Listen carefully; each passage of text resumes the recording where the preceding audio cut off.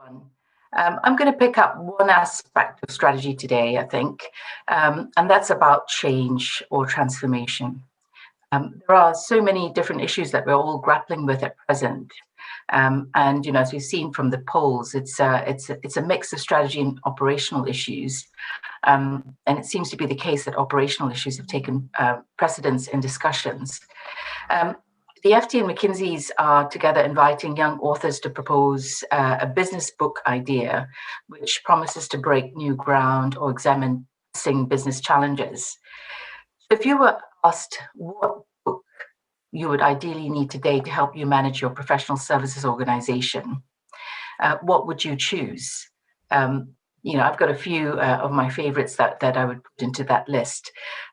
We're all grappling with a number of boardroom imperatives, and the agenda for the executive committee meetings, for example, at Field Fisher, includes items like recruitment. And it was really interesting to hear Neil there on what we've been feeling, but now at least, I've got some of the data to support why we've been feeling this tightness in the market and difficulty to find the right people in certain parts of our business. The flip side of that is, of course, retention of experienced people who've been with us through the pandemic. And we know there's a very high levels of frustration and a need for change after months of sitting at home and staring at a screen for hours on end. ESG topics are really high on our agenda, looking at how to improve diversity within Field Fisher, finding more effective ways to make an impact on society through corporate responsibility, and also, of course, managing our environmental footprint.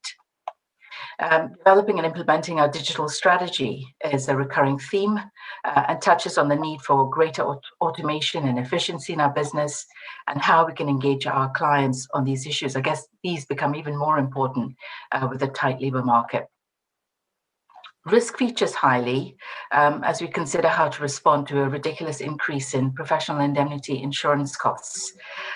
These are, of course, in addition to the usual items like financial performance and at this time of year, business planning, budgeting, and of course, how to get our people back into the office. A couple of months ago, I was invited to give a keynote speech at the Professional Services Marketing Group conference. And the title I chose there was We Are Change Activists. At the time, I was talking to marketing and business development people, but the topic should also resonate with business leaders today. And you may well say to me, we are highly successful organizations, as I was once gently told while I was at KPMG. Why should we make such a big focus on change? As someone who started out as a change consultant and has spent many years on management teams and on boards of professional services and charities, this is obviously part of my lifeblood. For me, change is ubiquitous. It's happening all the time, and we need to be aware of it, think proactively about it, and plan for it. Our world is inundated with huge developments, not least the vast-ranging impacts of a virus that is successfully and repeatedly mutating to survive, and in doing so is causing pandemonium and all manner of suffering to a very connected world. Winston Churchill said to improve is to change. To be perfect is to change often. Today, maintaining competitive advantages like riding a wave. This is a very interesting analogy that I read in a book a couple of years ago. The strategic question is no longer whether you can create sustainable advantage by riding a single wave, but how long you can catch and ride a wave before it crashes, while positioning yourself to catch the next wave without being crushed by it. How long can you catch and ride a wave before it crashes, while positioning yourself to catch the next wave or multiple waves that come after it? Are you confident you understand the waves of change taking place? Have you identified each one and developed a clear view and response to each? Who are your key people who are helping you with identification, consideration, planning, and execution? How are you engaging your workforce in riding the waves of change?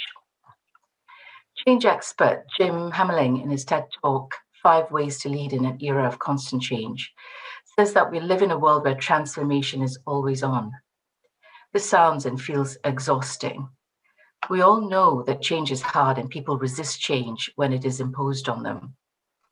Jim thinks that adapting our business in today's constantly evolving world should be invigorating instead of exhausting. He outlines 5 imperatives for turning company transformation into an empowering and energizing task. Next week, I will have been at Fieldfisher for 8 years, a good amount of time. I've thoroughly enjoyed the many highs and lows of the past 8 years, including rebranding the firm, making our move to fantastic offices on the river, growing exponentially in that time in people, geographical coverage, revenues, profit, and service and product lines. So when you look back at the past 8 years, what are the main challenges and developments that you have dealt with that have made an indelible mark on you and your business? And as you look ahead at the next 8 years, what are the main challenges needing transformation this year, next year, and over the next 5 years? Who will make it happen? Who will help you make it happen in your company? Success for us as change activists is getting change to happen again and again and again.